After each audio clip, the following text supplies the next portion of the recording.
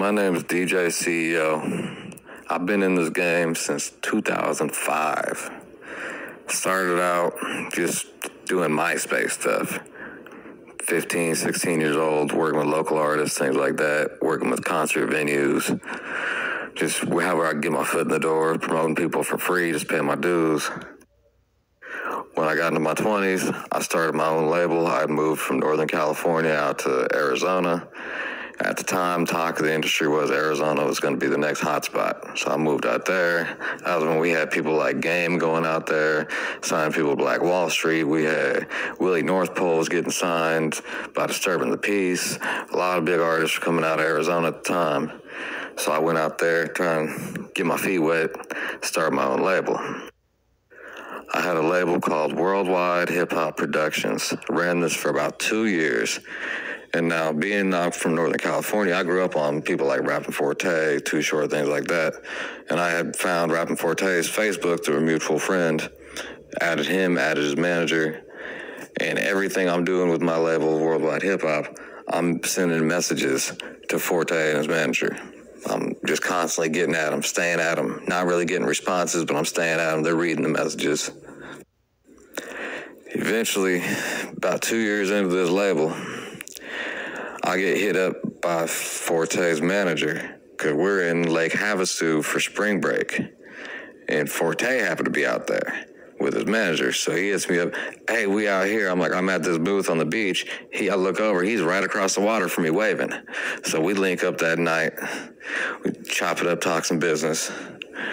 Forte goes to bed that night. Me and his manager end up just fucking partying. Me, his manager, G Battles, one of the artists he had signed to his label, 4 Flavors, as well as this other dude, To Die For. He was signed to his label. A couple of their artists. We had probably about between that and we had Hollywood, the famous Madam, works with Don Juan. She was with us. We had probably about 15 deep, just mobbing around, hitting up all these different college parties, telling people who he was with, going to these college parties, things like that. And at one point, it was funny because these college kids, they were like, you could bring the girls in, but you guys can't come in. We're like, what the fuck? And they're being assholes. And then later the night, we see they're leaving their room, and we're walking past their little condo thing there. And Forte's manager's like, hey, I don't want to be that guy, but y'all know this window's open? So we go up in that fucking window, me and the homie Exquisite go up in there and snatch up 2 handles of Fireball, a bunch of weed, just shit like that, walk out with it. So after that, I stay in contact with Forte a lot. We talking weekly. And he invites me out to this Players Club cabin party out, somewhere in Southern California, out in the mountains. I can't remember exact town. It was Players Club cabin party, though. So we go out there, me, my girl, my dude, Caddy Mac. We get in the car, we fucking load up, we go down there, go party with them for a little bit. We talk some business with them. Decide we're going to start a branch of his label, mine combined, 4 Flavors Worldwide, because his label's 4 Flavors, mine is Worldwide Hip Hop Productions, and we're going to kick it off with this epic fucking mansion party out in Arizona. So we book the fucking mansion. We go to Airbnb, rent out the mansion. First thing we do, we're fucking, promo for this shit is crazy. Plus, it happens to be for the same date that the 21st anniversary of the song Players Club had been released. So it's going to be a fucking epic party. We got celebrities getting invited. We got people coming from all different states to come out to this shit. We're selling slots, performance slots, all sorts of shit like that. About 4 or 5 days before the party, the owner of the mansion that we booked through Airbnb finds out what we're doing. He already knew we were having a party, but he didn't know it was going to be celebrities and shit.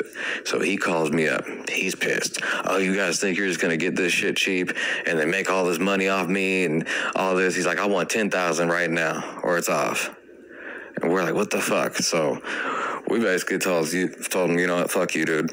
We went and booked another one, same fucking day. Changed the venue last fucking minute. We booked that other fucking mansion. and then get everything set up. Like, we had to build the fucking stage. We had to rent the shit to build the stage. We're building that shit. We're out there from like 9 in the morning, like up until everything fucking goes down. We're waiting on Forte to pull up. Now, prior to this, we had just fired that we had a set of different DJs that were going to be there. One of the DJs, this dude, Jason Hall, a.k.a. DJ Ruckus, or DJ Uncle Ruckus, out in Arizona. Dude's just being a fucking weirdo about the whole situation. He's trying to, he started wanting to throw his own party, so he's trying to discourage people from coming to ours, but he's still trying to act like he's working with us type shit, trying to sabotage us. So we fucking let him go. This motherfucker calls the police, makes a shit ton of false fucking reports, and has us swatted. Like, a lot of serious false reports, to where Forte's car is coming down the street. He's getting ready to fucking come in. I'm in the backyard of the fucking mansion, looking at the stage, looking at everything. Other people are just starting to get there. We ain't had no fucking, attendees there yet. It was just fucking, artists and shit. And all I hear is, go, go, go. And I look, here is SWAT team running through the fucking backyard.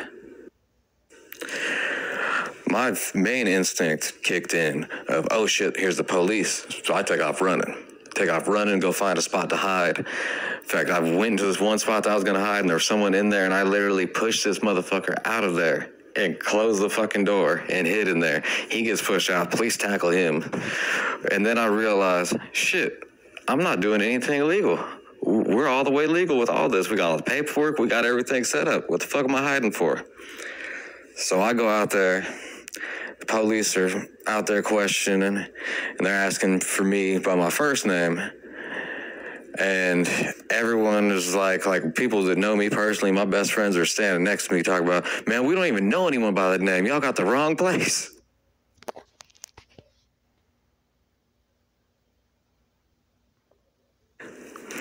Meanwhile, Forte is in the car down the street because all he sees is cops. He's like, what the hell's going on? So he's up there. His artist, though, To Die For, is with us because he had been there all morning. So he's in there arguing with the police. Fucking cops, I finally go up and say, you know what, that's me. He's like, okay. And he says my first name again. He's like, that's you. I'm like, yeah. He's like, do you also go by CEO? I said, yeah. Because that's the first time, I'd gotten recognized by my stage name. I said, hell yeah. Next time, I'm getting tackled. And there's a video I got to find on one of my old phones.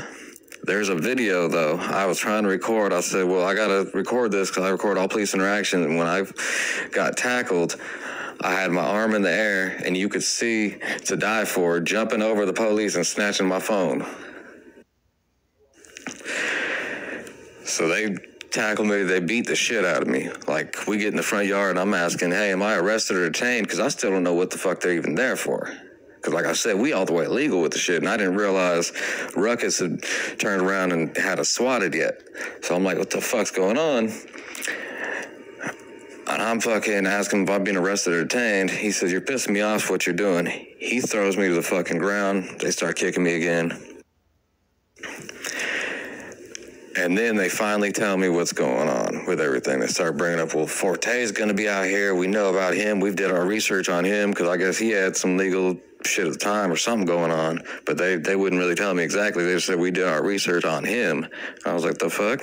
And they're like, and, our snitch, they said, our snitch, that was their exact words. Our snitch told us you guys got bricks of cocaine and you're trafficking girls in cages. And I straight told the cop, I'm like, first off, bro, we've been out here since early as hell in the morning trying to build the stage, everything else. I ain't even found a bump, so if you find a brick in there, let me know. And I'm like, secondly, bro, there ain't no girls being trafficked in cages. We have a cage dancer that was hired, but she's at Starbucks right now. So they keep looking around. I'm thinking, all right, I'm going to jail. I'm in the back of this squad car. And I see To Die For out there arguing with police. Here's Caddy Mac arguing with the police. Caddy Mac argued with them until they finally realized they were in the wrong. So they pulled me out the car. Our snitch gave us the wrong information. I'm like, okay. And I asked them, let me guess, is your snitch Uncle Ruckus or Jason Hall? They said, yep. I was like, that's all I needed to know. But by this time, the little Mexican lady we rented this mansion from on Airbnb has come out there. She is terrified. Her neighbors are terrified because this is a nice old people community and shit. The neighbors are fucking terrified because they got SWAT there. And not only SWAT, but we got Homeland Security. Because at one point, Caddy Mac went up to talk to this dude that's in a suit. And he's like, I can't talk to you. You got to talk to the city police. Caddy Mac says, who the fuck are you? And dude says, points at a fucking badge that says Department of Homeland Security. So lady refunded the money on Airbnb. We're fucked on a mansion. So we're trying to figure things out because we've already sold tickets. We've already sold slots. We've got people pulling up still. Forte's fucking rode all the way from California, from the Bay Area, from a show he was doing with Nipsey Hussle, out to this shit. So he's stressing, I'm stressing, the whole team's stressing. We're trying to figure it out. We say, fuck it. We gonna take over a bunch of parties this weekend then. That way the fans still get what they're gonna do. So we ended up turning that into a positive. We go from there to a club called Seven's Lounge. They had an open mic thing going on. We mob in there and just say, nah, we taking it over. Forte on stage in there, fucking doing his thing. We ended up meeting this one dude, Stretch the Monster, who ended up being a serial killer later on down the road, but he was an amazing artist at the time, though, too. Like, an amazing fucking artist. He gets up on stage, starts rapping, so we link up with him that night.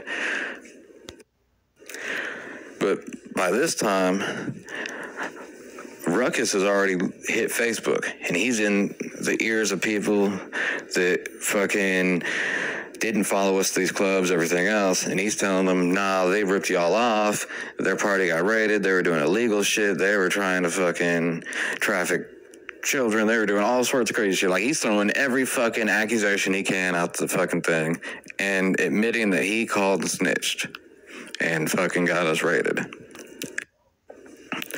So we got motherfuckers calling me with death threats. We got motherfuckers going online bashing Forte. We got people doing all sorts of shit. And we're trying to fucking fix the PR and keep this party going at the same time. And at one point, I was like, fuck it. I'm going to handle this fucking Ruckus dude. So I'm not going to lie, I was about to go fucking just smoke dude. Forte was the one who didn't let me make that decision and said, nah, kill him with success. So we kept the parties going. Forte did a video that got posted online. I think it's still out there on Facebook, just explaining, hey, we had a little bump in the road, but we keeping the party going. We went to Talking Stick Resort in Scottsdale, Arizona, which is like the biggest resort out there. Went out there, they had a pool party going on. We said, fuck that, we taking over the pool party. Made that the Four Flavors pool party. Took that motherfucker over. Met this fucking Southwest Airlines pilot. Went from the pool party down to this dude's fucking mansion, partied up at his house, just fucking doing all sorts of shit. Like, I'm in the garage doing blow with some fucking artist that's living with that fucking pilot. Forte setting up a studio doing features for artists in this fucking back room and shit. It was lit.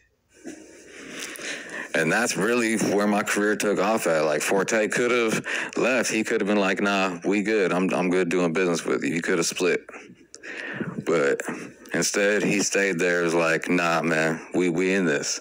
And he helped me make sure that everything was good through those 3 days. Helped me save face, fucking... He's like, we'll deal with everything else later. We gonna save face right now. So from that point, that really was a turning point in my career because that helped me open doors to go work with Black Market Records. Working with them, working with SIBO for a little while. Was working with SIBO, actually during the whole SIBO Mozzie beef, which was crazy because I just left Black Market and was promoting Mozzie's Yellow Tape Activities album like right before that whole shit started, and I was working with SIBO right after that. And then, from there, just got to the point I'm at now where, like, I still do events with Forte every now and then because, that's where I got my start. So we do a charity event every so often. We'll do one during the holidays called Players Holiday. go out there. We did our first one out in Stockton, California, gave out presents to kids and shit, raise up money for a charity organization out there locally.